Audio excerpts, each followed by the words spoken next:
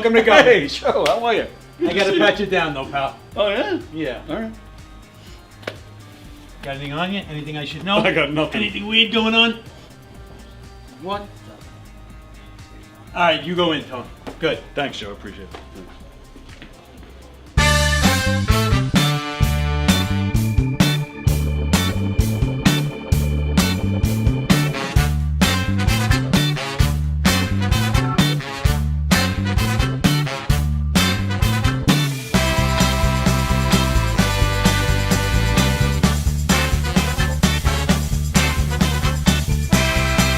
Hi, I'm Tom Kelly of The Tom Kelly Show.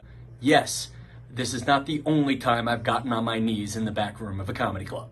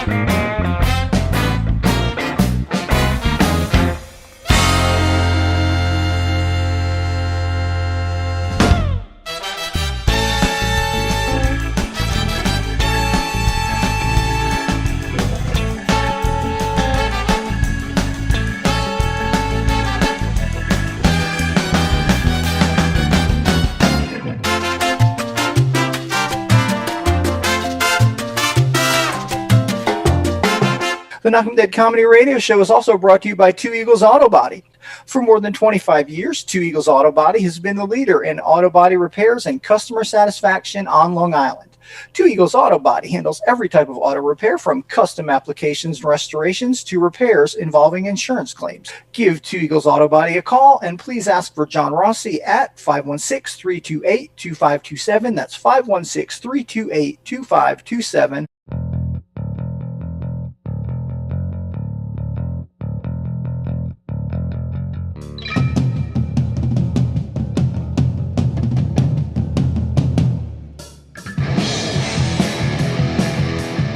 Hey, how do you say there, people? It's Johnny Brennan, creator of the Jerky Boys, also of Fox TV's Family Guy fame.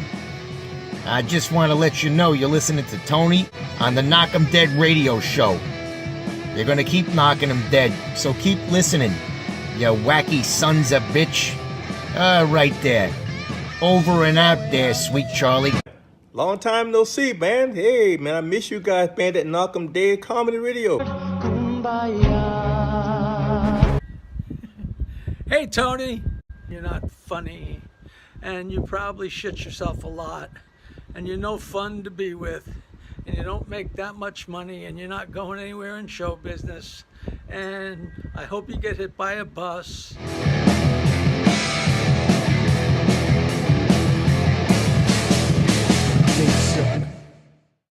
Hi, thank you so much. Tony Walker in the house. Yeah, he's the only one screaming, but I like him. He's good. Yes, Tony Walker. I like Johnny Walker. Johnny Walker's really good. Tony Walker's all right, too. Hi, thank you so much. Tony Walker in the house. Yeah, he's the only one screaming, but I like him. He's good. Yes, Tony Walker. I like Johnny Walker. Johnny Walker's really good. Tony Walker's all right, too. Hi. I'm so excited to tell you about my favorite thing ever, critter coloring books by Pappy Silk. They're full of super cute animals and cool stuff to color. I get to use all my favorite crayons and markers, and guess what? There are no rules. So I made a purple mouse with rainbow background. If you love animals and love coloring, you have to get these books. Trust me, they're awesome. Just go to Amazon and search for Pappy Sill and you'll find the whole collection of coloring books. Remember, it's a... Tony, you're the best. You're hysterical. Tony, you're a phony baloney. Listen. All right, I'm going to write Tony a song right here. Ready? Tony. He's full of baloney. Tony, come on, man. Help me out here. Tony, don't get emotional. Tony, I love you. All right, Mr. Walker. All right, because of all this bullshit with Tony Walker, I'm losing people as we sit here. I'm watching the numbers go. All right.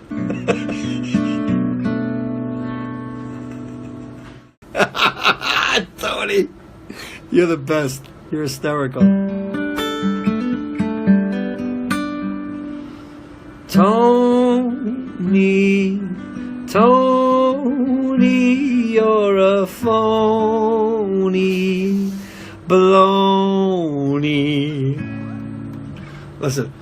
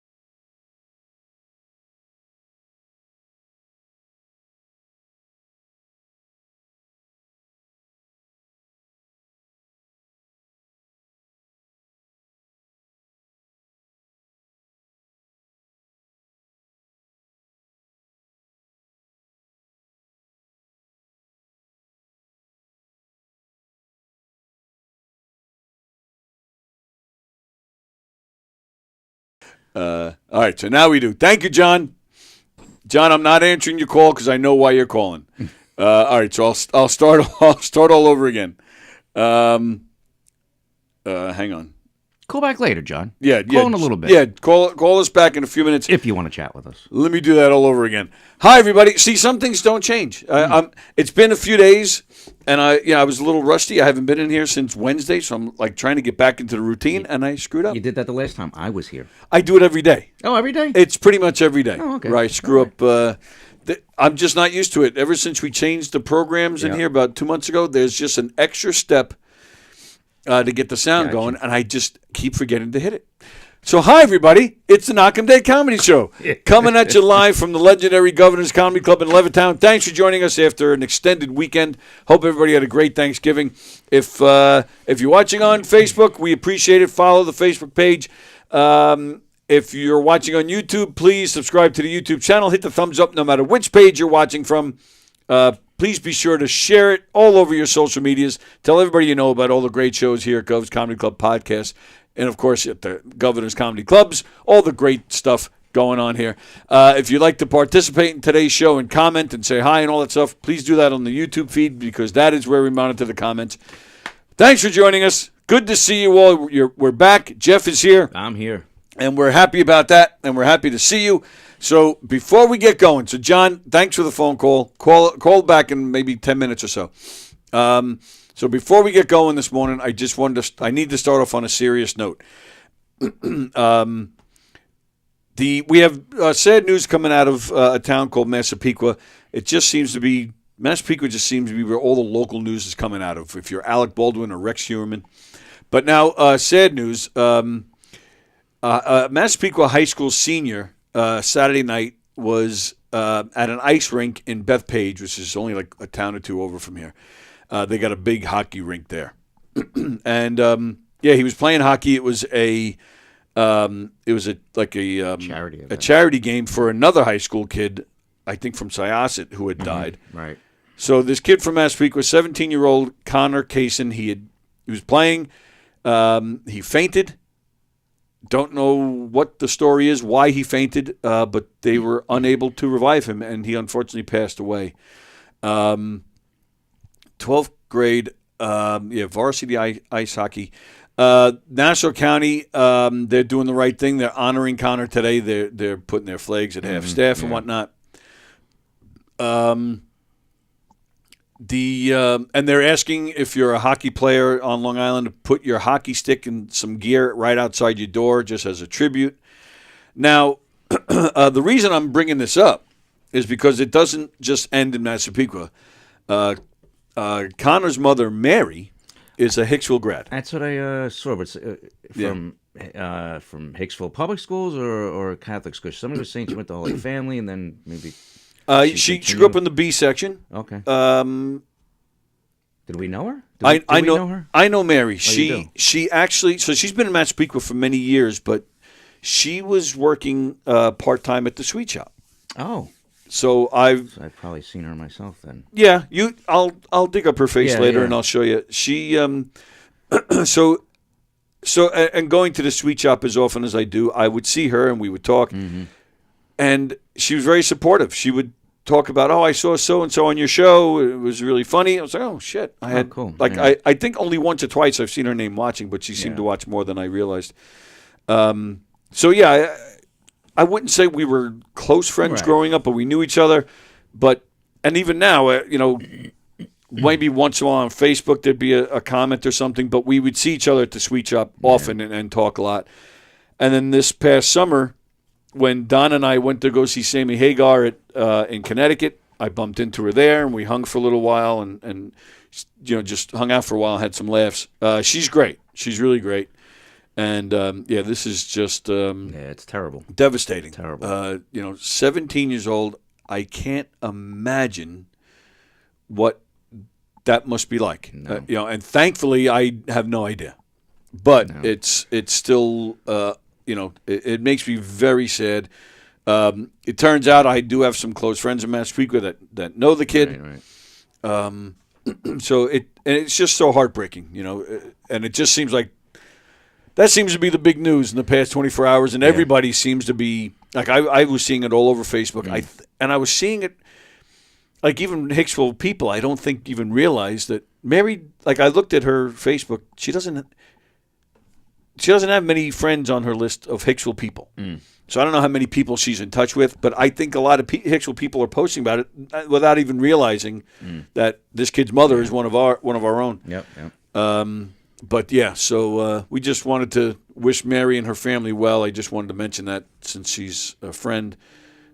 Let's see, John Rusciello, great to see you back to the routine. Hey, Jeff. Hey, hope John. all is good. Happy Thanksgiving. Vicky's busting my chops. We'd like to hear you. Yes. Hello, Ann. And then John and Ann are now talking. We won't interrupt that. Oh, the lovebirds again, are. huh? Yeah. Oh, yeah. There's definitely some love there. So, yeah. And that actually got me thinking. Again, I thankfully don't know what it's like to lose a 17-year-old kid, but we lost a friend when we were 17. And I was thinking about that this morning, like, because, even, I was thinking about like I said, I have friends in Massapequa who have kids that are the same age and they know him, they knew Connor. And it just got me thinking back to when we lost a friend at the age of 17 and just how devastating that is. How it affected us dramatically. I mean, Eddie was a good friend of all of ours, Yeah. That was the thing. So it got me thinking, it wasn't until I started hanging out with you, like I would ride my bike everywhere. But to me, and I think this is the case with a lot of kids, their town that they're growing up in, that's their whole world. Yeah. Then I started hanging out with you. We're riding our bikes into Plainview to go get burgers at Burger King. I corrupted you, you're saying? No. Well, yes, I expanded your horizons, perhaps. You definitely corrupted me, no doubt. But that not in this case. Yeah. I remember, like, there was right here in East Meadow was that big poster place yeah. that you loved. Yeah. And we used to ride our bikes down there. To me, 15, 16, like, to me, that was like riding a bike to, like, another country. Like, Hempstead, we're riding our bikes to Hempstead Turnpike? What? Yeah. And I would go with you to this poster place. Mm-hmm. And then I don't recall, so that's why I'm bringing this up. I don't remember if we took our bikes or if you were driving already. But when Ted passed away in this car accident, the driver of the car was in Nassau County Medical Center, which is just a few minutes from here. But we went to go visit him. Yeah. Did we take our bikes down there, or did you drive? I probably drove because I was driving at that point. You were driving. Yeah. Oh, okay. So yeah, because I didn't start driving. I started driving late. Yeah. I didn't start driving until a month after my 18th birthday. I had the whole junior license thing back then when they Oh, had you the did? junior license Okay. and all Yeah, that. yeah, And I yeah. had my first car at 16 and I was right. I do probably remember not that. driving legally, I'd say, but it was registered, insured. It was legal, but Yes. I was not allowed. It's not supposed to be by yourself, but I was very responsible. So You were very responsible. I don't know how I got away with it with my mother, but your mother, she didn't keep a tight leash. No, not so much. Your mother not was- considering all the places we went to on our bicycles. Yeah. Yeah. Oh yeah. Not that she knew half of them anyway. Well, true. I mean, and we weren't doing anything bad. We were just taking long rides. Yeah.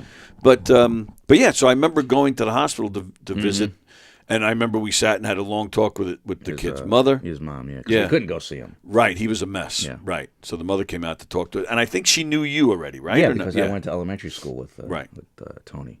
Right. But no, not Ted. Right. He was a different elementary Teddy, school. no, Teddy was Burns? He was probably Burns. Yeah. Because his parents live on Nevada. Oh, okay. Oh, I I didn't know. remember getting like some ambulance calls at his house some years back, and I walk in the house and I was like, Oh wow. Teddy. I see Teddy's picture on the mantle, and I'm like, oh. Yeah. Immediately, I'm like, oh shit. Yeah, sure. I was like, I didn't expect it. I was like, oh man, this is Teddy's house. So, and that was the thing. I remember going to the wake, walking to the wake, and just being devastated. And 17 years old. You're a baby. So. Yeah. And I remember going, but. At that point, I only knew funerals and wakes to be, for old relatives. Yeah. So you would go, always in a suit. I mean, at least that's what my Back mother then, made me yeah, do. yeah, Right. yeah. So I went to Ted's wake. I showed up in a suit. And I remember being the only one from of all of us high school kids, I was the only one in a suit. And I remember thinking wondering, did I mess up? But I didn't care. I sat there. The line was long. There were so many people from high school. And I stayed. I didn't plan on it, but because so many people from high school were there, you're talking, you're walking around. I ended up staying for that whole 7 to 9 or 6 to 9, whatever it was. I remember I stayed for the whole thing. And I remember, so I'm leaving. It ended at 9, so now I'm leaving. I remember the father actually, I saw him at my peripheral. He made a beeline for me as I'm leaving. And he actually grabbed me, and he goes, "Who are you?" I was like, "Well, I'm Tony. I was a friend of your son's from school." He's, "Were you close?" I'm like, "Well, semi, at times." We hung out every morning in the hallway before homeroom, whatever. Right. I remember Oh, that's right. our lockers. Yeah, that's right. I have some pictures of us sitting by our lockers. You do. Yeah, yep. And he was just so impressed that somebody stayed the whole time, showed up in a suit, and I was a little embarrassed about that. But I remember thinking, well, I thought that was just the norm. Yeah. Like it wasn't 2 years later. Yep. You go for 5 minutes. A lot of people you go for 5 minutes and then you bolt. Yeah. And I expect that because I'm definitely going to hit this one, and I expect long lines. I expect a lot of crying teenagers, and it's just terrible. I can't imagine what Mary's going through, and my heart breaks for them. So you tell him. Oh, okay. Tony, don't mess with my sunshine, says Ann. Oh, I would not mess with your sunshine, Ann. I would not. I don't want a cock block. That's why I'm like, just talking to Jeff and letting you guys have your time. I don't want to interrupt that. And I'm happy for John. He's got a loving wife, but, he's got you too. And think that's wonderful. It's called side chat. The more the merrier. You know? Good for him. Good for him. Chat. Personally, Ann, if you really want to know, I think you're too much for him. I think you're too good for him, just like his wife is too good for him too. But I think at some point you'll give him a heart attack. You know, he's not stable. And John's going to be calling you in any second. Yeah, absolutely. Tony, what the hell are you talking about? Good morning, Mickey. Good to see everybody. Thanks for joining us today. Hope everybody had a good Thanksgiving. How was your Thanksgiving? It was good. I had Yeah? a ton of people at my mother-in-law's house. Really? Oh, yeah. Good Big time. family, or is it friends? Or Yeah, no. It was all family. All family. It was like about 20 of us. Like I was saying, about Very 20, nice. Between all the little great-grandchildren and grandchildren and, siblings and whatnot. It was a good time. How many siblings does Mary have? She has one brother, one sister. Oh, okay. Yeah. And where is she in that? She is the baby. Oh, she's the baby. Yes. Just like you. Yes. Just like me. And speaking of babies, John's calling. Good morning, sir. Happy Thanksgiving. Happy Thanksgiving, John. Oh, fuck yourself. He's talking to you on that one. Yes, he is. But I speak the truth, though. What do you mean I'm not stable? Yeah, I'm the most stable guy you know. All right? You're with one leg and talk about somebody stable? You're like some balls, Walker. Well, what I can do is, after saying all that, I can take my foot and put it in my mouth. Well, listen, let me tell you something. I never met this wonderful lady, Ann. She seems like a very nice person. And it's lovely that I can have this conversation with her. And it's very lovely that my wife lets me have this conversation with her. Yes, she All right, does. thank God she lives in California. Otherwise, there'd be a problem. Yeah, I don't know how accommodating your wife would be if Ann lived close by. I don't think Mrs. Luciel would be too happy, but she's a good sport. All right. And getting back to that poor young man that passed, it's a tragedy to lose a son, but it's triple tragedy when you lose him during the holidays. Yeah. Oh, true. Right. We didn't even mention that. You're right. Yeah. That's the only thing I could say to that is God wanted another angel up in heaven, and that's how I look at these things. It's just terrible. All right. And that's all I think I have to say today. All right, you want to keep knocking me and blasting me, that's fine. I won't let him, John. That's all right, Jeff. Jeff, you and I know, all right? But I will say one thing. Until you can make a steak as good as me, you have nothing to say. Goodbye. He's right. When the man's right, he's right. And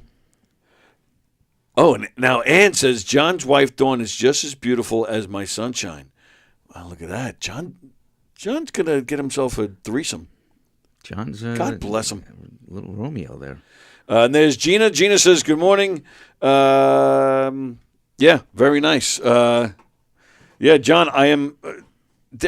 John Romeo Rusiello. Yeah, Romeo... Yeah, I'm going to call him that from now on. Romeo Rusiello is calling. I'm doing that. Junior JRR Junior. Yeah, Romeo. I'm definitely calling him that from now on. I bet they've already FaceTimed naked and stuff. You had him on the phone. You could have asked him. Well, did you notice? Ann is a beautiful lady. I love talking to her. Totally kissing up. He knows that she's watching. She can hear it. Mm-hmm. So yeah, he's priming her up. Very nice. Okay, leave John alone now. I told him I wouldn't let you talk trash. She even says, thank you, John, on the phone. And she says, you and Dawn rock. Yeah, they do. They rock that bed. Oh, God. Tony. It's what I do. I hear you. Yeah. And what I do, I brought my coffee as, according to the post I saw this morning that you put on Facebook. I said, well, you know what? I better bring it. Blah, blah, blah, blah, blah, blah. I don't know. I don't know why people watch this. Because I'm just... Hey, but they do, so why ask? Well, true. And there's a bunch of them watching now, and we're appreciative, and happy Thanksgiving to everybody. And they need to get more viewers for us. Yes, they do. We could really use it. Spread the word. Absolutely. Because we're always trying to get more views, because the more views we get, then I can get some advertisers again and make a couple of bucks. So I miss doing that radio show I had. on the internet. I miss it. And now, why did they stop? Because they were afraid of getting hit with licensing with fees, licensing stuff. Because my buddy was based out of Europe in England. Yeah, and they were starting to really crack down over there. Even though we were, taking it from things like YouTube or Spotify, it was there. We were just using it, but evidently, Yeah, but it's still copyright. Yeah, I mean, but I was up to like 200 plus listeners a show. That's nice. Yeah, and I mean, I had as far as Alaska, because my buddy was able to see everywhere that somebody was listening in on. Yeah, sure. I had this kid one day. I forget. It was one of how you call for a service for whether it's Amazon or somebody, and you don't get somebody in the country here. So I don't know if it was an Amazon thing I was talking to this kid about. He was in Guam. Oh, wow. And he started saying something about music or something I don't know how it happened. We're talking business, because we're talking music. And I was like, oh, yeah, I do a radio show up here in New York. I said, you should check it out. Oh, my gosh, Jeff, I would love to check that out. Next thing you know, my buddy Tony's like, hey, you got somebody listening in Guam. Nice. I said, get out of here. So, yeah, it was. That's cool. Yeah, it was fun. I miss doing that. That's why I love coming here, hanging out with you. And it is fun in here. When I first came in here, that sounded weird. When I first arrived here at this station, when I first started working here at this station, they had on their website, they don't have it anymore because they had to pay for it. But the ability to stream from the website, but it was audio only. They weren't on YouTube at all. It was just audio on their website. That was the only way to hear whatever was going on in the studio. And they did for a while pay for to be a part of iHeartRadio. Okay. Yeah. And that allowed them to play music because they were under the iHeart umbrella. Yeah. So that I love that because we would do that the first maybe 6 months we were in here. I would put some tunes on.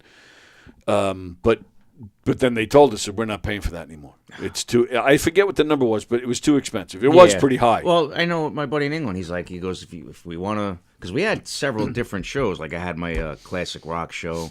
Our friend Lindsay up in Canada, who you talked to on the show, she was doing a covers show. And Tony's was a Motown show, and my nephew John got in on it, and he was doing like Southern country rock show. Right. So we had several shows, but he was toying with the fact of, either shutting down or he said there's a way that we could pay for this license and it'd be X amount of dollars per person. It's crazy. And it was like, it's been fun, but, Right. For the amount of listeners, because 200 plus, it's not a lot, 200 listeners when you think about it. You're transmitting all over the world. Right. Because there was no advertising, everything was really word of mouth. So to get 200 plus listeners by that's word not of bad. mouth is pretty good.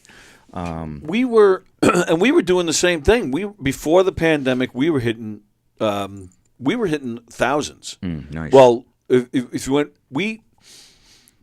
January and February of 2020, we hit. It was almost 100 for the whole month.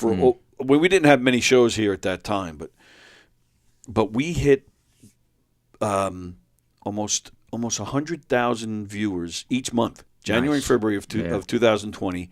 The next month was when the quarantine came, and that's when everybody bought spent $200 on a camera and a microphone. And everybody was doing podcasts, and that's when I felt we were on our way. Yeah. And then it just took a shit. And we still haven't. It's gotten better as life is getting back to normal. Yeah. Less people doing podcasts, but there's still everybody doing podcasts. Yeah. So things have gotten better, but definitely not to those numbers that we had at that time. But I still think they're decent enough that I can get some local advertisers, make a little bit of money. But the problem I have as far as music, I get it with each show. So today, for example, there's Coffee with the Dog this morning. There's us now. There's Treading Water today at 1:00. Yes, they are back today. Steve Squared tonight at 6:30. Oh, then Zach's podcast, the superhero thing. So there's 5 shows today. Every single day. So let's just say there's 5 shows every day. 4 out of 5, I'll get an email from YouTube every day for at least 4 out of 5 shows. saying that we hit some kind of copyright infringement. So it's either being silenced or it's being blocked in some countries, or they just say flat out, you cannot make money off this show. Because that's the thing too. If you build subscribers, which that has actually been going well. Our subscribers continue to grow, but they'll tell you you can't make money. You're building your subscribers, which is a good way to make money, but you're not going to make money because you're violating copyright laws. Will they be specific with you and tell you what part, like what did you say or do? I did in the beginning, and it's always a music thing. I mean, you can't play. Oh, so this is back then with the music. But it's still happening now because like the sports show that's on Tuesdays and Thursdays, Sports Bash. He starts a show, hi everybody, welcome to Sports Bash, while the Joe Satriani song is playing. And then when he breaks into commercial, he'll have me play a Billy Joel song. But it's it's playing low underneath his voice for not even 15 seconds. Like, you got to be kidding me. Like, they look for anything. They'll tell you, and I remember, when they first started this 10, 15 years ago, and so many people, I'm going to be rich now, I'm going to make money off YouTube. They find every little nook and cranny to stop you from making money. And then even when you do, I mean, you have to get like 10,000 subscribers to make $100 or some shit. Like, it's ridiculous. It's ridiculous. I mean, some people make it work. There's like the guy that just fought Tyson, Jake Paul. He did it from making YouTube videos, and there are people that make it happen, but it's almost impossible. Yeah, but it seems like the people that have better luck are the ones doing like Instagram, TikTok. Yeah, right. Like I was at friend's birthday party a couple weeks ago, and somebody that we've known a long time, another friend was there, and he is doing TikTok stuff, and he's not he's making a lot of money, but he's making money. And I looked up, I said, "Oh, you doing?" No shit, because I haven't seen him in years. And he's got a shit ton of freaking followers on TikTok. Really? What does he do on there? It's just stupid, funny stuff. I was thinking about maybe contact him and see if he wanted to come in and chat on the show one day. Oh, sure, we'd love that. Because he goes, yeah, I'm kind of known on TikTok, but it's hard. You got to keep doing it, do that, do that. Yeah. And I looked up, I said, "What are you on there as?" I had no idea, so I looked up, and I'm like, holy shit! I'm like, look at all these free. I forget thousands upon thousands. I mean, I think maybe over 1 million followers. Well, and that's the case too. This weekend at the club, Anthony Rodea is coming in Friday, Saturday, Sunday. He was the same thing when he's I think around 40. When he was around 20 when he tried to get into comedy, doing the same thing as everybody else, showing up at various places, telling his jokes. Not that he was bad, but he wasn't making his mark. I'm not trying to put down any comedians at all, but he wasn't doing anything that anybody else was doing. He was just another guy going up and telling jokes. So he gave it up for almost, I want to say at least 15 years. He gave it up and got married, got a job, the whole works. Got the itch. And started coming here a little bit and, hitting the stage a little bit. But he also made up he used the filters on the phone and stuff and made up these characters. And they blew up. And at the same time he's here and so governors kind of saw that he was starting to make a mark. So they were they were starting to support him and they saw his audience was growing. He came in and started doing a show in here. And now he millions of followers. Crazy. And this was,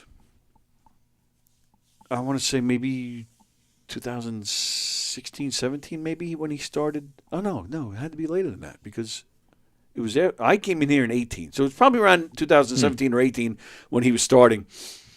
And blew up. Still now, like I said, he's here this weekend. He's selling out like he goes all over the country, selling out like crazy. Wow, selling out like crazy. But again, but he also, timing. And that was the thing. So you got to talking to him, and he'll tell you, he tells a great story where, for a year before he got back into it, he was studying all these filters and developing the characters. But then he would also go on social media. Figure out when was a good time to post, when's a bad time to post, when's a good time to post to hit your target audience. And really, he spent a year just studying all this shit. He had a lot of time on his hands. Well, yeah, he didn't have kids yet. But But it worked. Interesting. It totally worked for him. And now he doesn't have a full-time job anymore. This is his job. What? And good for him. He's selling out like crazy. Yeah, I was thinking about reaching out. Let's get him here. Yeah, I was thinking about seeing if get tips. He doesn't give. He'll talk a little bit about it, but I think he kind of views it as trade secrets that he doesn't want to give away. He won't get too deep with you on it. And again, I'm not bad-mouthing the guy. Trying to help a brother out. No. What, are we going to cut in on his shtick or something? I mean... I'm not bad-mouthing him. I'm just saying it's as a fact. He just doesn't get too deep into it. I don't know. Maybe, I don't know if he feels people are going to cut in. Or, I don't know why he doesn't. I don't know. I've never asked him. But, yeah, he doesn't get too deep. And, no, he won't. He won't give... And it's a hard thing, man. Like everybody's trying to figure out how to do that. Yeah, make the quick buck. I would love to, getting back to your talking about, being on a radio station, I would love to be able to play music on here because being a music nut, John Blenn, who used to remember the magazine Long Island Entertainment? It was like Good Times and all. Yeah. He was part of Good Times for a while. Then he started LIE. Then he was a manager at Westbury Music Fair for a while. Now he's the manager at Patchogue Theater. One of the greatest guys in the world. Love John. But because he's been working, in the theater world for forever, like he was good friends with Eddie Money. He's gotten to know a lot of good names. Yeah. And I even said to him once, I would love, why don't you come in and do a show about music? We'll have guests, and we can play their tunes. I'm like, no. The only way I find a way to get away with it is if I go on YouTube and I'll play like an audience recording, or somebody held something up on their phone and recorded it. You can get away with that. It's the actual recording that they nail you with. Yeah. But you play something that somebody recorded with their phone, it sounds like shit. Yeah. So I don't do that. But yeah, so the idea with John never came about. Paul Esposito, who's been coming in here a lot lately, he hit me up just a few weeks ago. I want to do a show. I want to do a music show. I'm like, Paul, I can't play music. Yeah. He's like, well, we'll just talk about music. Like, to me, I don't know if I like that idea, just talking about music when you can't play. Yeah. I don't know. Exactly what you're talking about. Oh, this tune here. Oh, this one. Yeah. And yeah. Right. I got it. And even having people come in and play, like my brother, Carrie McQuaid? She's a Hicksville. Yeah. She was in here a few months ago. I think it was over the summer. Frank was in here. So Frank played, she sang, I think it was Desperado, I think it was. Now, the Eagles are known for being like real sticklers. Like you can't. So many people make videos of themselves playing a tune, but the Eagles, like, you're not paying, up yours. Yeah. Sure enough, so Carrie sang Desperado. Frank isolated it and posted it himself. I think it was within a day, the Eagles pulled it. And you do kind of think like, oh wow, the Eagles found it, and maybe they saw me. Yeah, but it's one of their PR company. Yeah. But it was within a day, and they pulled it. It was gone. So it's so hard. Yeah, so I don't know unless we pay for iHeart again, which again I don't know what the numbers are, but I don't. My guess is that's not an option. Now over at WGBB, which is a local radio station here, and Joey Petroni, who sometimes does a show in here, he does a show over there. Now that's an option. You can go over there and do a show. But they charge, I think it's $200 a month, which isn't bad. Yeah, but if you're not making that back, exactly. It's a loss. To me, that's a lot of money for a hobby. Yeah. So I don't know. Because even, and that's for only 2 hours a month, a half-hour show once a week. I'm like $200, and again, I'm not knocking in WGBB. They got to make their money. Sure. But that just seems like a lot of money. Got to have a little return on the investment. There's also a website called Life. No. Sorry. Oh shit. What's it called?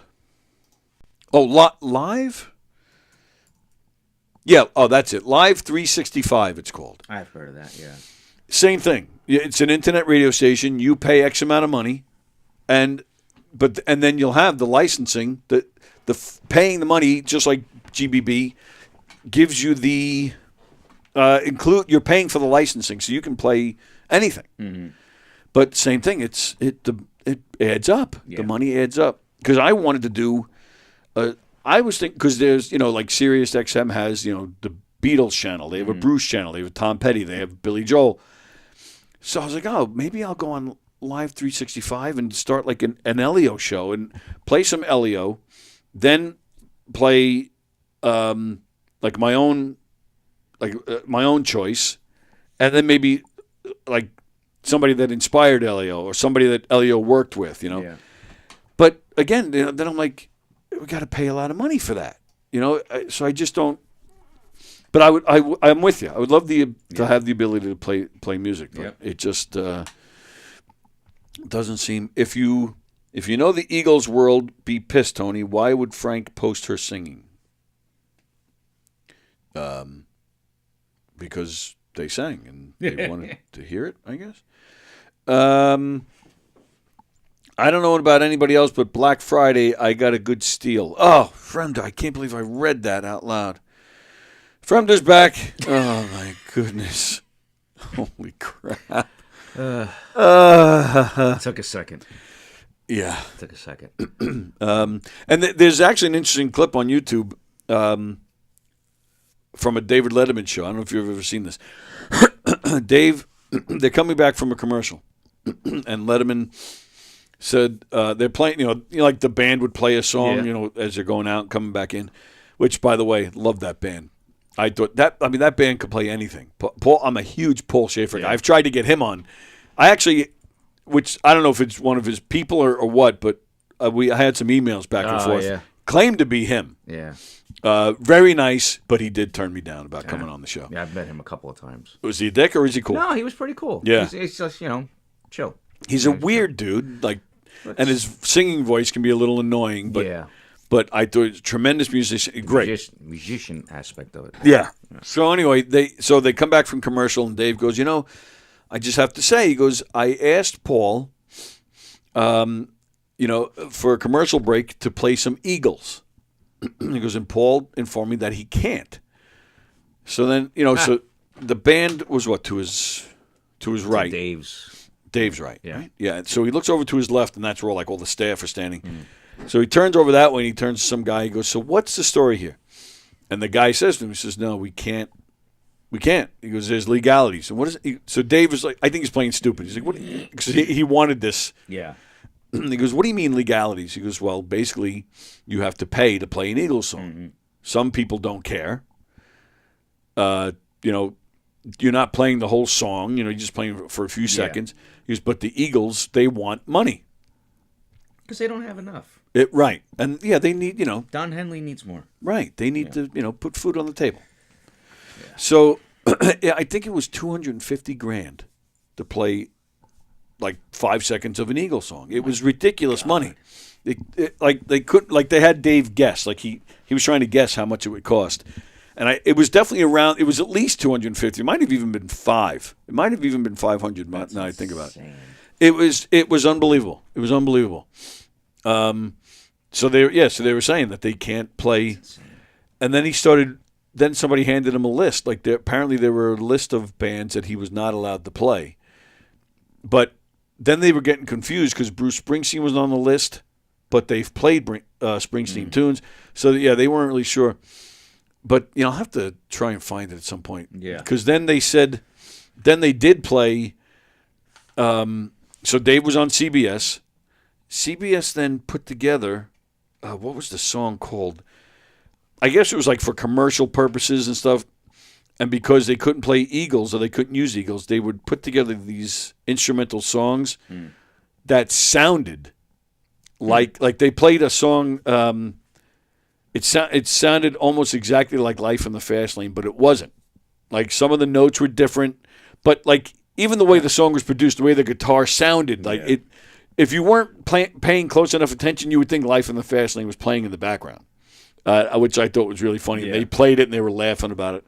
So I don't know. I don't know if that's a way to get do stuff. I don't know, but yeah, crazy. You said you'd like to play music, and I just gave you a half-hour response Why we can't and how much I wish we could. But now you know. Oh, thank you, Frank Walker. He says the name of the song was Supercharger.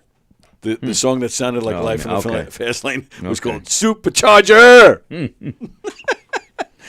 So, all right, but yeah, a good Thanksgiving. Happy to hear that. Yeah, it was good. It was definitely good. It got cold now, though. That was the weird thing. Now it's cold. We had like 2 days of fall, and now it's cold. Yeah, and all of a sudden I driving my wife's car yesterday. We're running out to the supermarket real quick before the Liverpool game starts, and all of a sudden, bing, bing, bing, low tire pressure. Oh, yeah. Because of how cold it is. Right. So public service announcement, people, temperatures really drop. Make sure the tires are up to snuff. That's right. Yeah. Yeah. I was like, so now I still got to film. I didn't do it yesterday. Oh, really? Yeah, we didn't go anywhere after that. It was just an absolutely lazy day. Yeah, I watched, same with us. European football, which is always fun. How did your team do? Oh, my team was awesome. Really? Liverpool was awesome. Yeah, they've been a contender for several years now, right? Yeah. Yeah. Yeah, they played, this past week, they played 2 championship teams. On Wednesday, they played Real Madrid, who were the champions of Spain last season. Okay. They beat them. And yesterday, they played the Premier League champions, and they beat them. Nice. So they're at the top of the table right now. They have a 9-point lead over Arsenal, 11-point lead over the last year Premier League champions. So we're doing good. And when does the season end? The season ends in May, the end of May. Oh, okay. So it's like almost like hockey, kind of, right? Yeah. Wow. But football, the European football players, they don't get a break because they're on there. There are a lot of them, not all of them, of course. But if you're good enough, you can be on your country's national team. Oh. Stuff like that. So I think they probably have like maybe 2 weeks off a year or something stupid. That's like it? It's Really? crazy, dude. It's Wow. They have extremely limited time off. I did not there know might that. be a break during the season of a couple of weeks because when you go to when is your national team has tournaments to do, Premier League will be off for that week or two. Right, But right. you're always training. Even if you're off, your season ain't over. You're still going Right. to the training grounds every Wow. day. So yeah, they only have a couple weeks off a year. That's about it. That's crazy. Yeah. Wow. So our guys here have it. They're spoiled. Yeah. Absolutely. And they probably get no NFL money 16 games. Right. Once a week. Yeah, once a week. Although training every day, but yeah, no. Yeah. That's why European football, love it. Love it. Wow. Yes. Well, very nice. Glad you guys won. Yes. Me too. Yeah, and then talking about the weather, Romeo says, "What do you think about the snow in Western New York?" Yeah, Thank God we didn't get it. Right.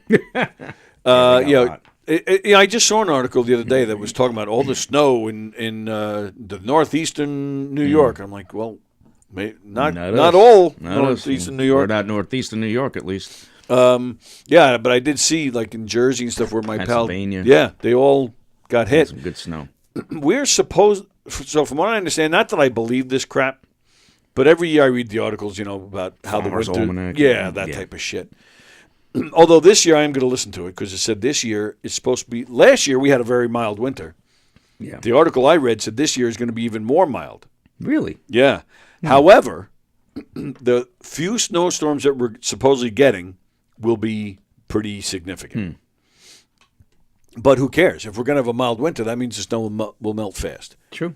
I don't care about snow. Like, it doesn't bother me. No. Like, it's nice when it's coming down. It's nice when it's coming That's down. a mess. Yeah, but that's the thing. So it gets messy, but it's messy for what? 3 days? Yeah, Who cares? Yeah. I don't let that. I like stuff when it's bother me. coming down though. It's fun. Yes, absolutely. I agree. Looks nice. Yes, and when it's first done. Yeah. and Without then- the footprints in it, it's nice. Yes. Right. My daughter and I will go out there and wreck it. Throw around in the snow a little. Right, and then with all the plowing and all the shoveling and stuff, it eventually gets all ruined. Carol's watching. I was just going to ask if Carol was on. Just and now. I think you know why. Oh, of course I know why. Okay. Oh, look at that. And then there's a comment from your Mary. Where's the chocolates? That's my girl. What? Ann says, John. Oh, John, I watched the Buffalo game. It was amazing. At first, I thought she said John and I watched the Buffalo game. I was like, what? Romeo said, so did I. It was great. Carol, I just wanted to quickly mention, because I saw Carol posted something about, at the top of the show, we were talking about Connor Casson, the 17-year-old hockey player who suddenly passed away over the weekend. And Carol actually posted something about it. So I wanted to make sure Carol knew, because even though Carol's in Texas, her roots are in Hicksville. Yeah. So, Carol, I don't know if you're aware but this kid's mother is a Hicksville native that grew up with us. So I wanted to let Carol know. But Mary, Carol, Jeff, don't you worry. Do you think that I would forget? You know that I am a man of my word. No wonder they were hard. You didn't notice that. I kept going like this. No, I didn't notice. Oh, yeah, I kept looking.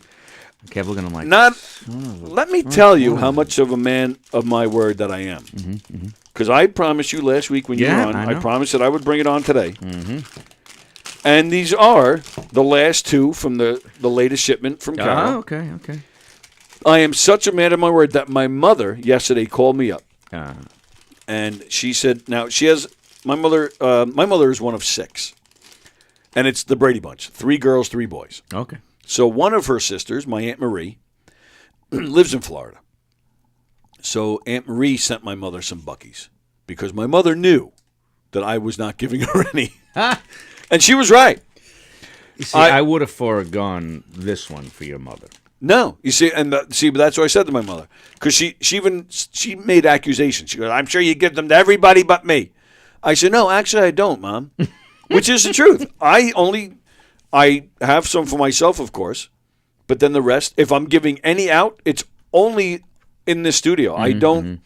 I'm not at home saying, Well, I might have to contact Carol and I'll Zelle her some money for a shipment. Carol, I supply. I send Carol money regularly, and Carol, I hope you got the latest payment because I sent it almost 2 weeks ago at this point, I believe. So I hope you got it. You don't just Zelle her? Go through Zelle? Or No. Venmo? No. Venmo's no good anyway. It's too much third party. But Zelle, it's like one bank to another. Yeah, I guess I could do that. I haven't, though. So you're writing checks? Actually, this last one was cash. I took a chance and sent cash. Cash through the mail? Yeah. You are crazy. Yeah. I hope she got it. 2024, Tony, get the Zelle. I know. So I want you to know I am a man of my word to the point where I'm turning my own mother down. And my mother didn't care that I save it for the show. She was insisting. So she wanted. So you're saying you would have given that up for my mother? My mother was not giving that up for you. Yeah. I want you to know that. I find that hard to believe. Well, all the hamburgers she's cooked me through my life when we were kids, I would have. She probably feels she deserves it now, which is why she was going to take. She was going to take that right out of your hands. Well, then I'm going to have to change my thought process on that. That's it, Mrs. Walker. Done. So yeah, man of my word. There it is. Now you're not having any, right? You're bringing it home. Is that what's going on? Yeah, because I'm afraid if I open it now, I'll have too much, and I don't want to. I got to watch my sugar. Maybe a little bite. I watch my sugar rise. That's what I do. I mean, I just felt my blood sugar go up with it sitting in front of me. Oh, so, without a doubt. Yeah. Maybe I just have a little piece. Then, yeah, I'm going to take it home. Gonna take it home. Plus, until I hook up with Carol and I get a shipment of several for sending her money, I have to bring it home to share. You know what I'm saying? I think I did talk about this on the show once, but I forgot. So I need to revisit this idea. We need to get a representative from Buc-ee's on the phone. That would be a good. Or unless they're here in New York. We should try that. I would love, because I love this place. I've never even been there, and I love this place. Now, here's the thing. I, of course, never heard of Buc-ee's until I was doing this show with you. There's this lady I'm friends with on Facebook. I met her at work because her and her husband, I think I told you about this lady, her and her husband went to the Beatles Fest at the TWA Hotel last year or the year before. Yeah, that rings a bell. And they asked my partner and I at work one day for where to go for something in the terminal. She was flying home. And their luggage was like, carry-on luggage had like the peace symbols over, the round peace symbol thing, all over the luggage and whatever. And I'm telling her where she can go for something, and he goes, don't forget, all you need is love, or something. I go, did you guys just come from the Beatle Fest? Because I knew what was going on. I wish I could have gone over there, but I was, on shift. So they said, yeah, this whole thing, yada, yada, yada. She used to be she was the president of the Beatles fan club for the USA. So she's met and hung out with all of them. At 16 years old, she moved to England. At 16 years old, right? For some time. Yeah. And she ended up, you know, because she was the president of the fan club here in the USA, that it was easy for her to meet them. There's a picture of her on the street listening to the rooftop concert. And she found this picture from, I forget how she said she found, she had this whole scrapbook, dude. Wow. Of pictures with her, Paul, with Martha, and her and George. And George was she said George was very, very about his garden. He took her out back of the house, and he goes, "Oh, come see my garden." Showed her all around the garden. She went to his house? She hung out in their residences with them. There's pictures of her with John Lennon's limo, John Lennon's Rolls Royce that he had all psychedelic out. Pictures of her with them, and she shows me. Go, there I am watching the concert. So anyway, no, God, no. So she lives in Texas now. So we became friends on Facebook. Her husband was such a nice guy. They're up there in years. Clearly, if she moved to Europe at 16, right. So she posted something about going to Buc-ee's the other day. They had to take a road trip, but they had to stop in Buc-ee's because of their brisket sandwiches and this and that. She goes, the best place. And I go, look at this. I showed Mary. I go, let's talk about Buc-ee's. I said, all these times I've gone to Texas, I don't know how I never seen this place or even heard about it from my friends that live there. Yeah, you got me thinking. First off, I've been to Texas a million times. First off, thanks for taking the time to tell our story, which allowed me to down that whole hockey puck. Mm-hmm. Oh my God, you did! You finished that. The whole thing. Oh yeah, I plan accordingly. Like I eat breakfast early this morning, and I purposely did not bring my lunch because I'm here until 3:00 today, and I did not bring a lunch. So I figured, all right, well, I'll just have Buc-ee's until I have dinner. Yeah. So I planned accordingly. So I was ready to down this, and I did. If heaven had a taste to it, this would be it. Oh yeah.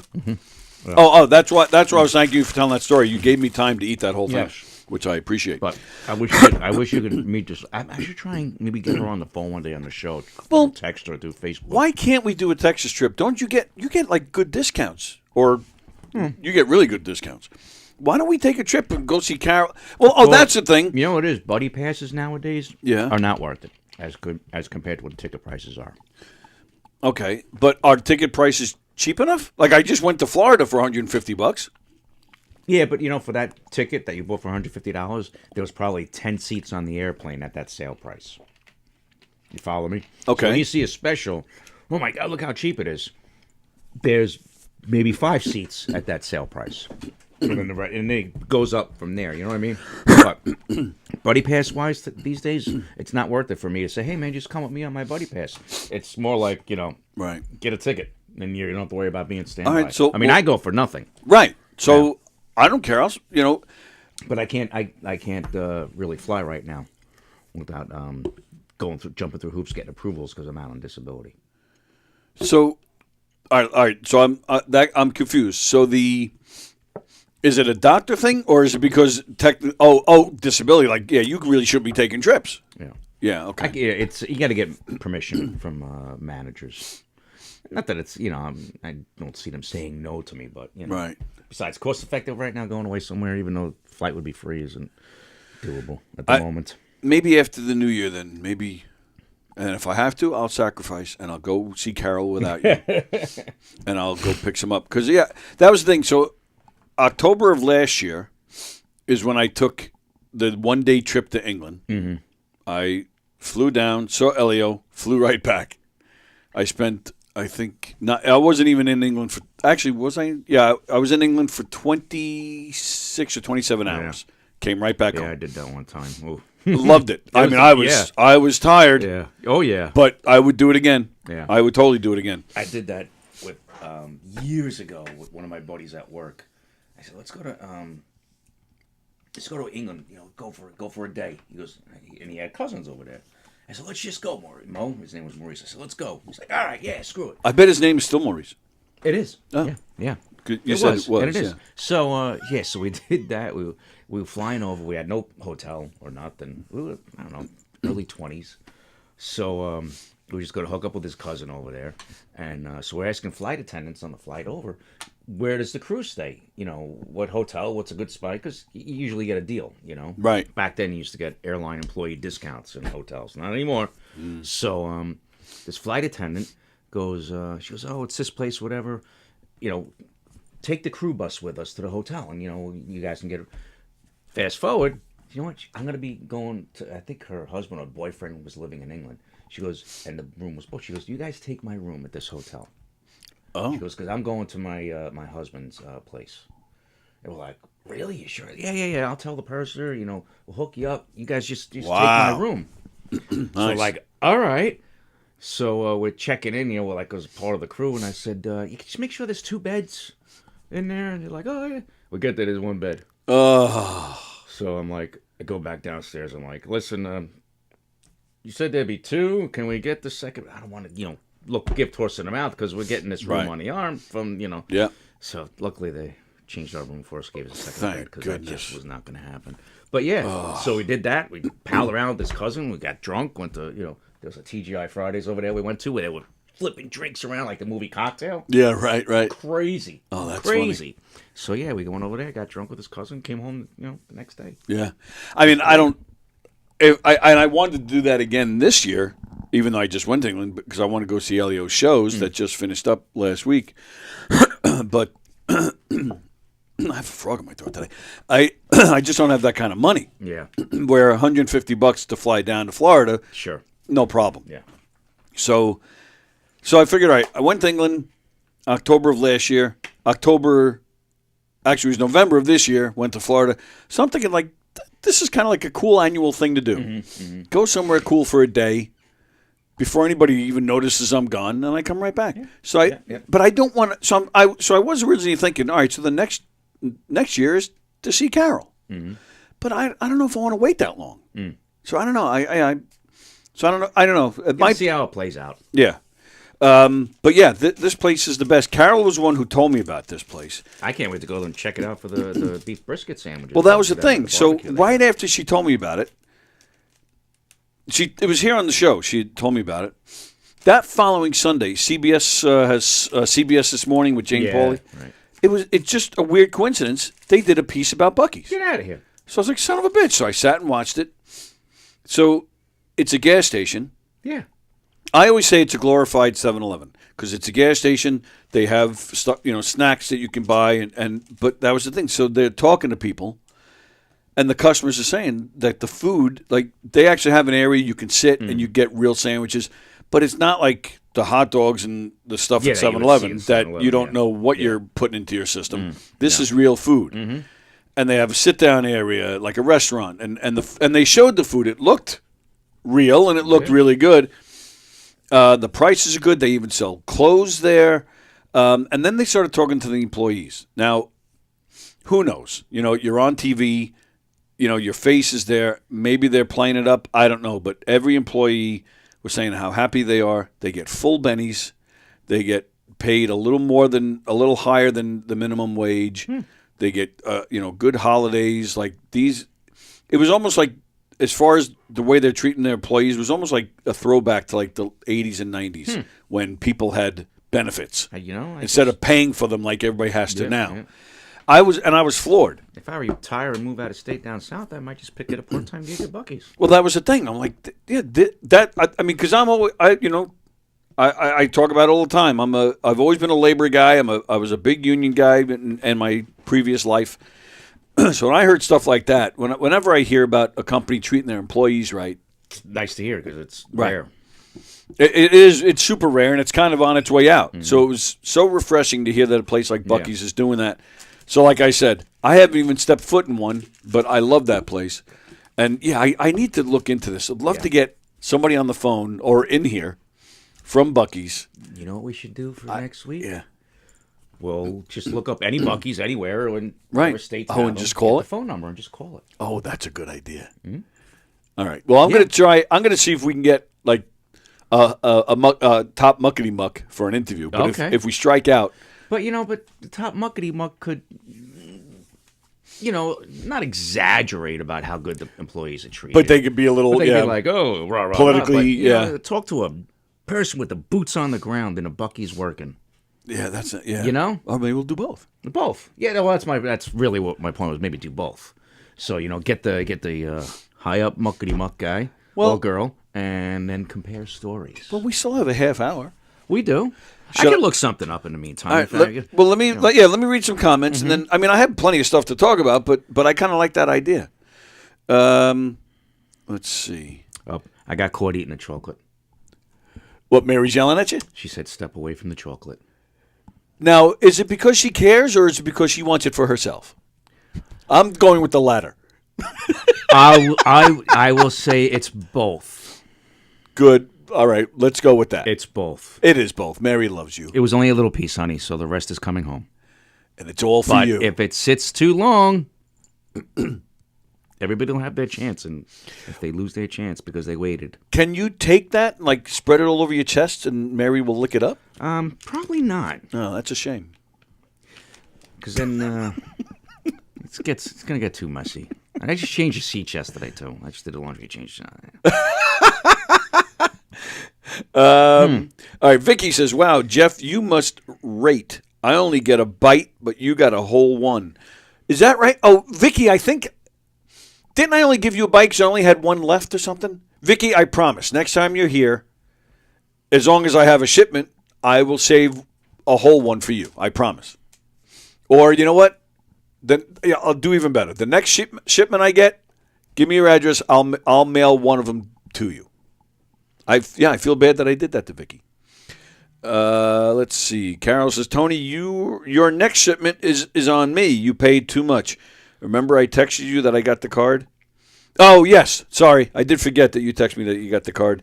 The money was not too much because, I mean, sometimes I make you wait months before I even send anything. So, no, I don't mind paying you. Oh, I did find a corporate number. Yeah, Carol says the headquarters is in Texas. Lake Jackson, to be exact. Is that? Oh yeah, Lake Jackson, Texas. Romeo says I'm gonna get a diabetic coma. All right, Fremder, hang on, I gotta read. Oh, all right, this is fine. The last time I was at the airport and ordered pizza, they were out of pepperoni, so all I got was PLANE. Yes, come to Texas, says Carol. Oh, she says she has rooms for us both, so we wouldn't have to get a room. Oh, Carol. I would love to see Carol. Let's see. Ann says, Tony, exclamation point. Go see Carol and take us with you. Oh, should we do that? Should we set some? Now, yeah, but I don't know. Can John travel? Romeo? I don't know if Romeo is able to travel travel anywhere, to be honest with you. But that would be cool if we set up like, because Ann's in California, Carol's in Texas, so Carol could be like a central place where a bunch of us could. That would be kind of cool. Yeah. Or do we set it up where we all go to John's and raid his house? That would be fun. As long as he's got some steaks. Well, yeah. Sorry, I'm just reading. I'm not reading that. The beef jerky is the best from Bucky's. Romeo's talking about. Fremder. Fremder's on fire, and I can't read them. There's a decent amount of locations. Carol says, Tony, look at your text. Sent you pay scale for Bucky's. Oh, all right. Oh. Let's see this. Would you text you? Oh, there it is. Okay, let's see. Bucky's. Cashier, gift, maintenance, warehouse, and grocery stocker, $16 an hour. Which, and again, these are all down south. Where cost of living is. Right. Although groceries are shit everywhere in this country right now. True. The But- prices everywhere for groceries are But terrible. $16, that's Gas is $1 over the New York minimum wage. Yeah. So that's good money. Or that's decent money. Food service, and car wash, $19 an hour. If you're a team leader, which I don't know what that is, but if you're one of those, Maybe you're in charge of the crew. okay, $18 to $21 an hour. If you're a department manager, $23 to $31 an hour. Not bad. Yeah. Not bad.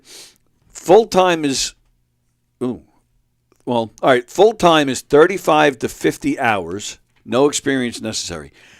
35 is great. Even 50. Yeah, 50 is a bit much for full-time. Like in my opinion, Is there overtime pay? Is that anything extra over 10 40 hours? should be overtime, in my opinion.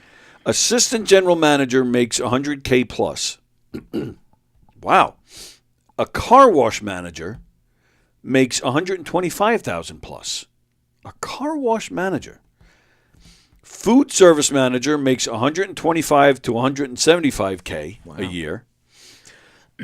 A general manager makes $150 to $225K a year. Well, now when That's you get up into these crazy. managerial positions, there might be, college required, some kind of degree. So Yeah. it's not like, And I like to know what kind of hours they're getting. Or they have 401ks. Nice. 100% match up to 6%. Not bad. Not great, but not bad. not bad. I mean, at least they Again, have. At least they have it. 3 weeks paid time off. Use it, cash it, or roll it. It says. Wonder what the max rollover is. Yeah. Healthcare. Nice. They do have part-time jobs available. If you work overnight shifts, or add $2 to all these hourly Right, draw rates. the line. Not happening. You don't like overnight shifts? I did my time on the midnight shifts at work. It's not natural for the body. It's not healthy I agree. for you. I Although agree. there are, in my industry, it's you can't avoid that. You're right. Same with my former life because I did plenty of them too. Yeah, but work until 6, 7 in the morning. No, I did it. Yeah. Been there, done that. Not doing it again. What bothered me, I liked it. I liked working overnights because there's less people around. And when I say people, I mean general public, but I also mean management, so that you're off the radar. But as I got older, like at first, when I started the phone company, I was 22. So back then, you're invincible at that age. Yeah. By the time I got, towards the end of my career there, if I did an overnight shift, it would take me 3 to 4 days to feel 100% again. Yeah, it's terrible. So, you're doing overnights, and then you got your days off where you're going back the other way now from Right. your rest. Then you're going back to it's not good for the body. Yeah, not I good hear for you. the body. Yeah, But I mean, in that situation, though, I would like it because I hate working retail. It was just not for me. Yeah. So to work at a busy place like that, let me work at night because I'm sure there's less people coming in. Although I'm curious, like what overnight? Like What New do they- York is like one of the only places in the country that has like 24-hour stuff. yeah, I'm wondering if are they cooking barbecue 24 hours Or maybe- a day? or maybe they're stocking the warehouse or the gas something. wise of it. Gas Well, end of it true. could be 24 hours. That could but be, right. are they cooking 24 hours a day? Yeah, I don't know. Interesting. I- We'll find out when we're there. I once did I was hired to do a murder mystery in Vermont once. New Hampshire. We finished the show, and now, the show ended. It was early. Again, New York is the only one that really has a nightlife. We were in this town in New Hampshire. We finished the show. We were back at our hotel, showered, cleaned up, ready to roll at 9:00 to go eat. So the whole cast, we get in my van. We couldn't find a damn place to eat. No, I'm sorry. I'm getting all this wrong. It was late. It was midnight. That's what it was. It was 11:30. That's what we were leaving the hotel to find a place to eat at 11:30, and that was it. Everything had signs that they closed at 9. It's like what is going? Yeah. Even the 7-Eleven, we passed 7-Eleven that closed at 9. I'm like, what in the world? I'm driving past a bar, and I'm seeing people. I see people walk through a couple. They walk through the parking lot and they're walking in. I'm like, oh, this place is open. Hopefully they have a kitchen. We pull in there. First thing I see when I open the door, right in front of you, is a menu on the wall. I'm like, the very next sign right next to it, kitchen closes at 12 at midnight, and it's 11:45. I'm like, But I go in anyway, right? And I say to the bartender, I go, look. I said, I think there were 7 of us. I said, we just did a show, entertaining. I said, we can't find a place to eat. I said, I know your kitchen closes in 15 minutes. I said, but can you help us out? And he said, no. Yeah, because they're cleaning up now. And Sure enough, the place wasn't busy, but the bar was semi-crowded. A guy sitting at the bar looks at me. He goes, that show was awesome. I go, oh, you were at the show? He goes, it was fantastic. So he turns to the bartender. This guy's a local. So he knows the bartender. He goes, hey, look, help them out. They're good people. They put on a fun show. Go tell so-and-so that I'm asking. Sure enough, we all got a bunch of burgers. Oh, cool. So I don't know how the hell As long did I as get the into Coke that. wasn't pissed off that fucking get Yeah, a right. Snot burgers. Yeah. I don't remember why we got into that. Yeah. Anyway, I would love to take a trip down to Texas we and, were talking about and overnight you and- meet us. Oh, overnight. We're looking at Buc-ee's. Oh, yeah. So, Carol, thanks for that. See, now I love it even more. Those are good pay scales. Yeah. Outside of New York in Los Angeles. Yeah. So, and they have health care and 401ks. Like that's cool. Nobody has pensions Very anymore. unexpected. I was talking to a buddy of mine over the weekend. I had a great weekend, by the way. Thanksgiving was great. I meant to ask you about that. You asked me. Yeah. I just my didn't ask apologies. you. I really didn't give a fuck, but well, figured you asked me. I should have asked you. That's why I'm offering it up.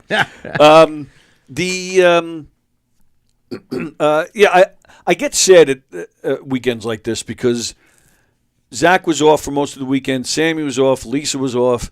I didn't come in here, so it was nice to have, quality time. We saw, we spent a lot of time with family on Thanksgiving. We saw some friends over the weekend. Sunday was just us at home. It was just a nice weekend. Yeah. But yeah, so I was talking to a friend of mine. Saturday night, we were hanging out with some friends, and we were talking about our kids.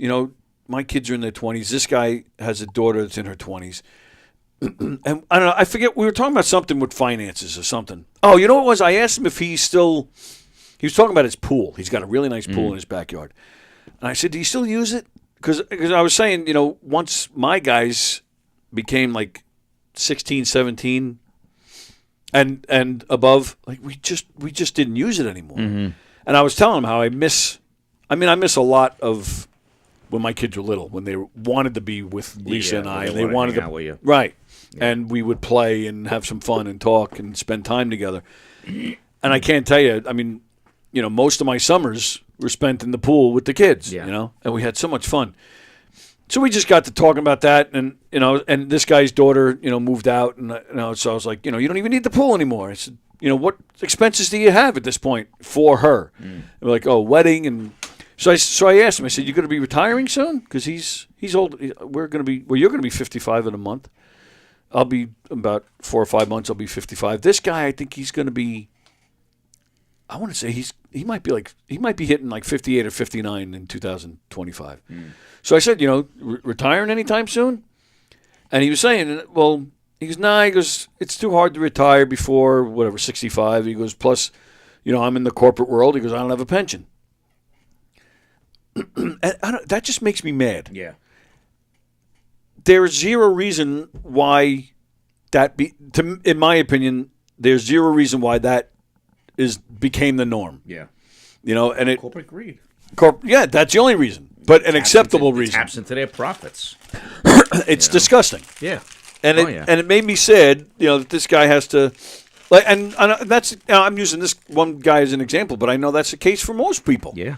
These days, and it just made me feel very fortunate that, and I'm assuming it's the case for you too. Where we had jobs with pensions. Yeah, but you had pensions. We don't have a pension plan anymore. They froze our pension back in 2003 when all the airlines were filing for bankruptcy. Right. Yeah, I remember that bandwagon. Right. Some like United Airlines dumped their pension on the was it a PS? What's that? The pension government pension. Oh yeah. Whatever the fuck it was. Right. So when American filed for bankruptcy, the federal government said, "Don't even think about dumping your pension." On them, right? Because when they do that, people get pennies on the dollar then, right? So American froze ours where it was at. Whatever we accrued up to that point, it was frozen. So now it don't climb. So it's shit right now. So, but we're 401k based now, and Well, right. But yeah, for the new kids coming into the industry now with a 401k, they're going to be just fine not having the real pension if they plan their 401k properly. Yes, and I did that from day one. I put the max I could put into it, and the Buc-ee's was 6. Oh, the phone company was 16. They matched up to. Oh no, I take that back. It was 6. They matched 100% up to 6. And then I think it was 50% up to 16%, which that was nice. We didn't. So I would make, you know, I wasn't making a lot. They started me minimum. When I started the phone company, I started minimum wage. My first wife and I bought our first house. Between the two of us, we were only making $55,000 a year. But so we struggled because I was making so little because I did elect to put, and I kept it that way all the way. And even now, even though I'm not with them anymore, you can't take that money. Not until 59.5. Right. So I was able to roll it over, which was the best thing because it's doing even better. Yeah. In the rollover than it was doing in the phone company. So and Lisa and I, we don't do great, but we're surviving. But when it comes time to retire, I think we'll be all right. You know what's funny? When I started at Pan Am. Right. So we were 18 when I started at Pan Am. Right, yeah, I remember. I was an aircraft mechanic back then. Yeah. 18 years old, 19 years old. You know how much I was getting paid an hour? I was working on 747s, 727s back then, Airbuses. $23 an hour. I don't know. $10.06 an hour. Wow. Yeah. Minimum wage. I think we started at like $9 an hour. I started at $7.50 at the phone company. Working on fucking 747s. Mm-hmm. Right? Crazy. I hear you. And like the top pay. Yeah. I remember seeing my crew chief. I was like, oh man, I can't wait to get the top pay one day. My crew chief, his top pay and his crew chief pay, he was making almost $18 an hour. Yep. Top. Yeah. When similar situation. We were putting poles in. We're installing phone lines for $7.50 an hour. Top pay was $18 an hour. Right? It's crazy. And I remember saying the same thing. Can't wait to get the top pay. Yeah. Man. Oh my God. It's ridiculous. Yeah. Well, I remember when we first graduated, I was going to college at night, and I was working. So I was working at the lumberyard. I was making $5 an hour, and then a week after graduation, I went to go work for my uncle. He owned a glacier business, fixing glass and screens and whatnot, and he was doing very well. He had it for years. He had big accounts.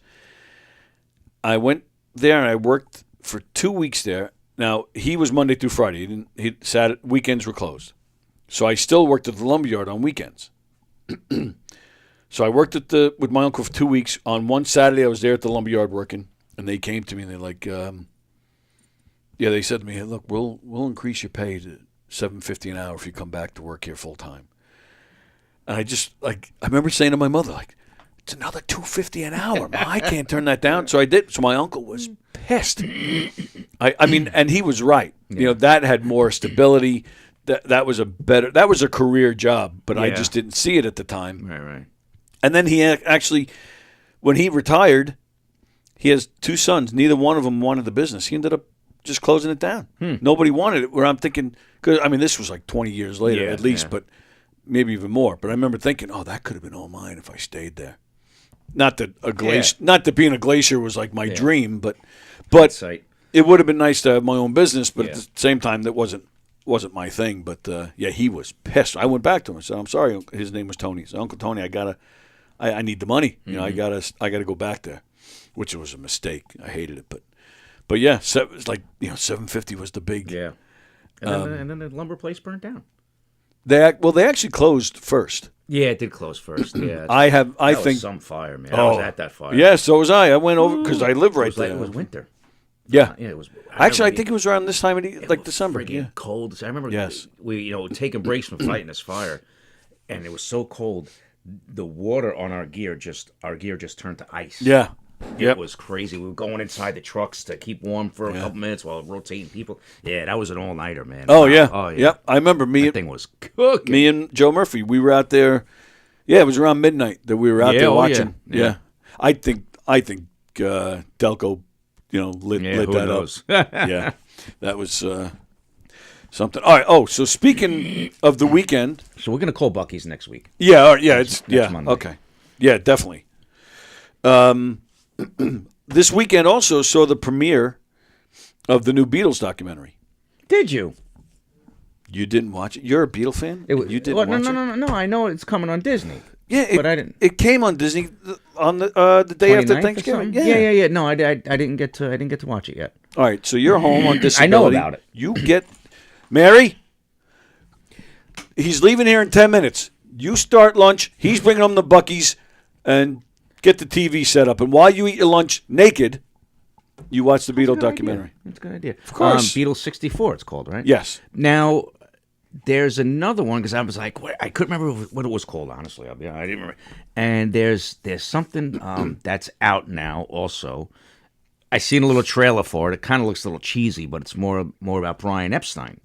Oh. Called The Midas Man. Yeah. Yeah. But it's weird. It's not being streamed here. It's not being streamed here. Yeah. But when you look it up, you could see on Disney or never. Right. But then it's on on Amazon. It's on. Not available in your area. Yeah. I don't get that. I've never seen that I have a bunch before. of backdoor things I use with streaming devices and stuff. I put the VPN and I selected England as the and you still couldn't server, get it, and I still couldn't get it. Oh wow! I could not get it. I find it interesting you say backdoor stuff when Brian Epstein was gay. So you saw where I was going with that. That pun intended. Man, yeah, but no, yeah. So I knew there was going to be something coming about backdoor when I said that, and I was just waiting for it honestly because as it's coming out, I said, this is going to go somewhere, and it did. I was right. I freaking know you. Yeah, I wasn't going to miss so that. Anyway, I don't miss your back door, Jeff. Anyway, so yeah, we can't stream it here, and I don't understand why. It looks a little cheesy when you watch the trailer. It does look but a I'll little watch cheesy. it anyway. Oh, of course. You got to watch it and check it out. You know. Just like, remember when we were kids, there was that TV movie, Birth of the Beatles? Oh, God, that was terrible. It was terrible. It's terrible. But you have to watch the whole thing. As a Beatle fan, you have to watch the whole thing to see where it goes, what they do, how it all works. Yeah. Backbeat wasn't bad. You remember that one? Yeah, I do. That one wasn't bad. The soundtrack was awesome. Soundtrack was So how good. was Beatles 64? But we'll watch it because we're fans. Right. Yes. Yeah. Mary says, if we watch Yellowstone, I'll get naked. Oh. Are you talking to me? All right. So Well, Yellowstone is an unbelievable show. And, when she says she's looking at the Rip, the character Rip. Oh, is that right? Yeah, it's Rip is. Yeah, you talk to any woman who watches Yellowstone, they watch it because of Rip. Really? Yeah. Well, hey, if she's getting naked, then that's priority. Fine. Put on Yellowstone. Get current with Yellowstone, and then put on Beatles 64 and stay naked. That's all. I mean, you have to remember, Rip for you, Lennon for him. Well, there is a clip with Yoko. There is a clip with Yoko. No. So. Carol, by the way, says Buc-ee's is open 24 hours and they sell the barbecue all day long. Wow. Yeah. This place just gets better and better. I'm telling you, next time I'm down south somewhere, I'm looking to see if they have a Buc-ee's nearby. Yeah, and I did that with Rusiello. I asked him if there was actually, I think I asked his wife. They were like an hour away, I think, and we were like, I wonder if we can get in on the franchise and open a Buc-ee's up here in the Northeast. Ooh. You know what it costs? It costs like, I remember like 20 years ago, it would cost like $1 million to open a 7-Eleven, getting everything, the property, the building. And I remember when I first started the phone company, there was a guy I worked with that was into stocks, and he kept saying that to me. Because in fact, talking about the money, he was saying it to me. So what are you starting, $750? Oh, yeah. He would show me. He would show me the newspaper. He goes, get into Southland stocks. Get into that. I was like, I don't have the money for that. He goes, I'm telling you, that was the 7-Eleven. And at that time, where now there's a 7-Eleven every 50 feet. It wasn't like that back then. Yeah. This guy, I don't know what happened to this guy, but yeah, he's probably, living the high life because he was throwing all of his money into it. He saw it. But yeah, it's not a bad idea. Open up a Buc-ee's. Scelzi's Buc-ee's. Well, I mean, we'd both be involved. So it has to be S&W, like we can name it Southwest Buc-ee's up north. Southwest Scelzi Walker, SW. I don't know. Pipe dreams. I hear you. I think I'll have a what? Oh, Frunder. It's been a hard day's night, and I'm pretty shot. Okay. Ann says, wishing everyone a wonderful day. See you on the next one. All right, we'll see you tomorrow, Ann. Ann's leaving already? Yeah, she always leaves early. Oh, okay. Fremder says, my streaming service only works when I wake up, go to sleep, and in the middle of the night. Right. Romeo says, he's saying goodbye to Ann. Well, Okay. you know, if we're gonna call him Romeo, Yeah. I think we'll have to for a little while say Romeo Rusciello. This way, people know we're talking about John. Oh, okay. Because everybody goes Romeo, they're like, who's this Romeo guy? What? Fremder says 7-Elevens are all connected underground, sort of like Bop-A-Mole. What?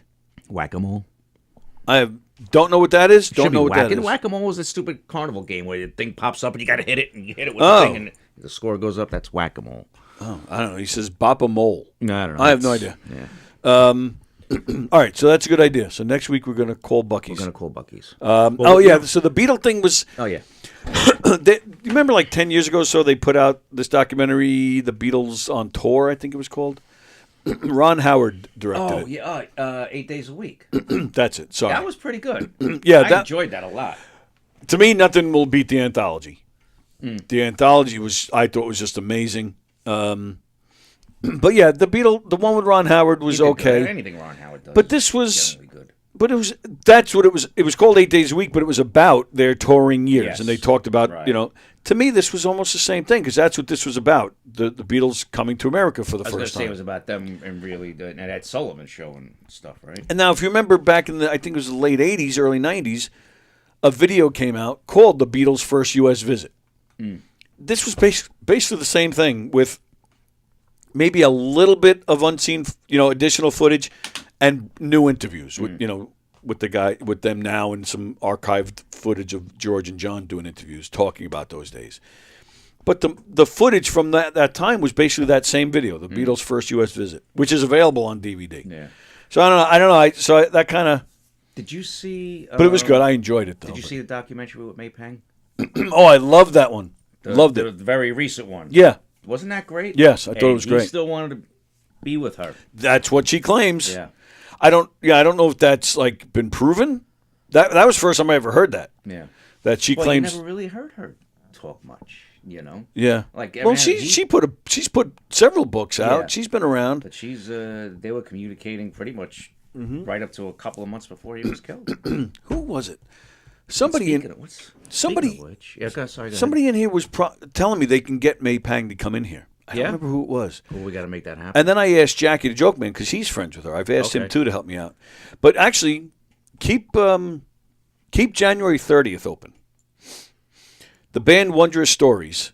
Kenny Forgione, who's been in here several times, that's his birthday. He actually asked if he can come in that day for his birthday. I was like, yeah, sure, come on in. Mm-hmm.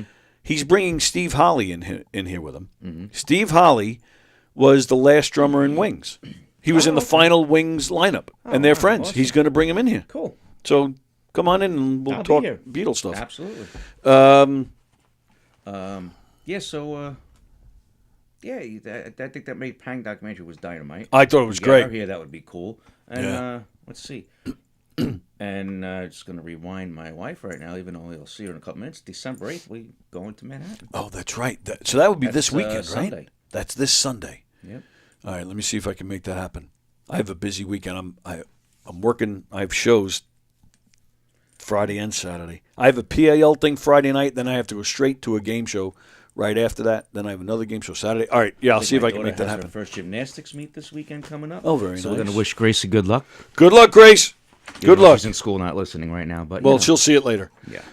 And before we go, there is something I promised I'd mention if I can find it. Oh boy, where is it? So, as I'm looking for it, I'll tell you guys. So Stuart Marcus, who's a musician who's been in here a few times, with my brother, they're part of the Harry Chapin annual tribute thing that goes on. But this year they're doing 2 shows. So I believe it's tomorrow night. The Landmark on Main Street, which is in Port Washington. The Just Wild About Harry, Tuesday, December 3rd. So that's tomorrow night.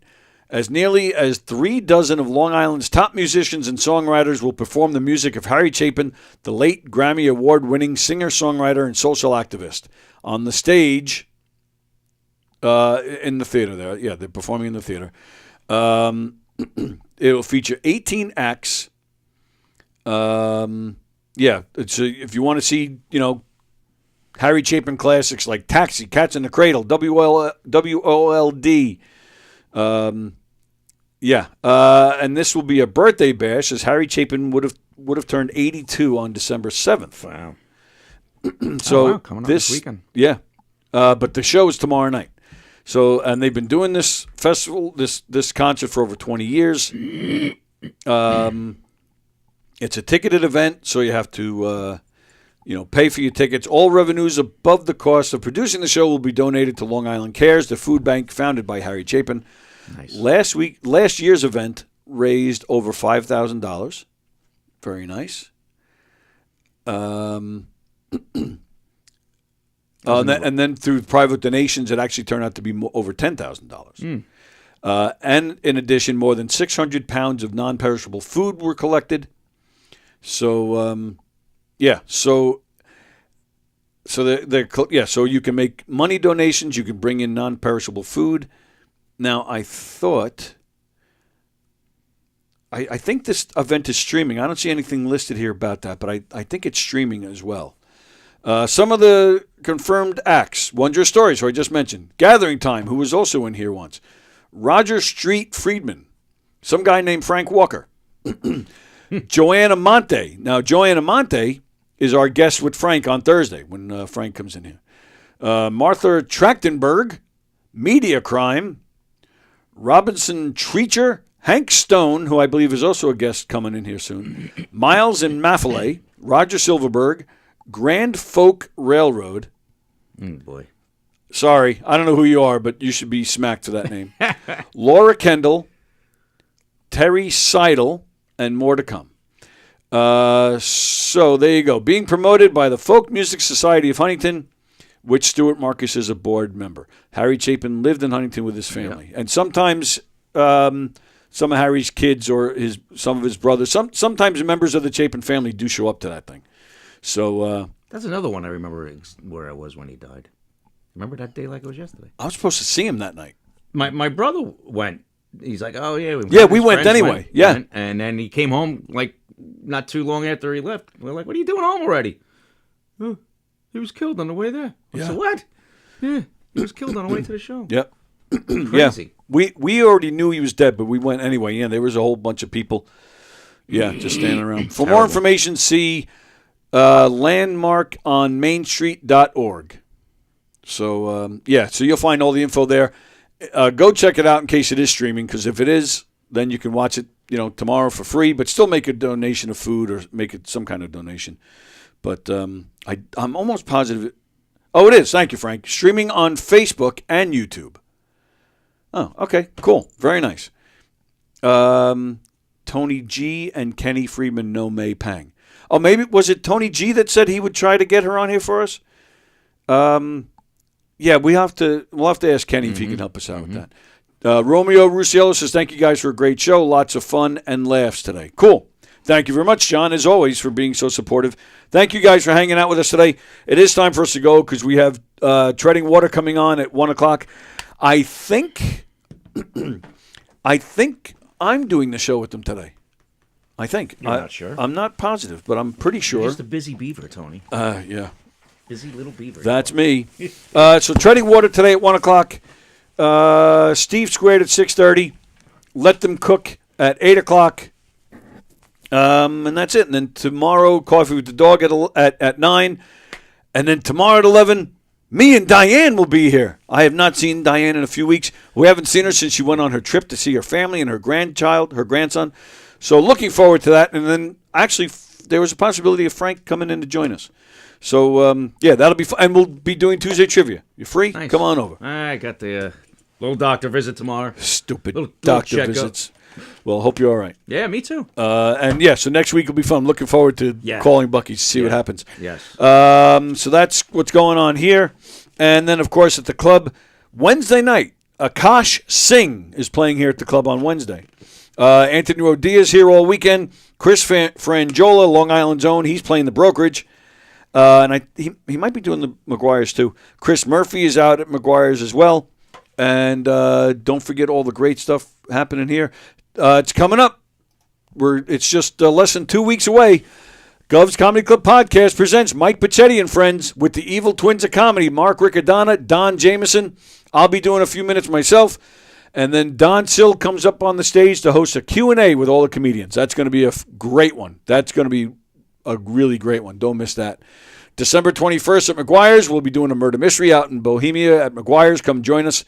December 27th, our pal David Clark doing his face-to-face show. It's a Billy Joel, Elton John show at Westbury Music Fair.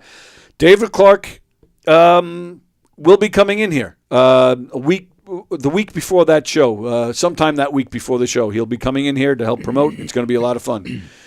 And then, of course, don't forget January 24th. I'll be in the Giggle Room again. Yes, the flyer does list my name as Tony Miller, which is, they have corrected it, but to me this is so funny that I'm using this one.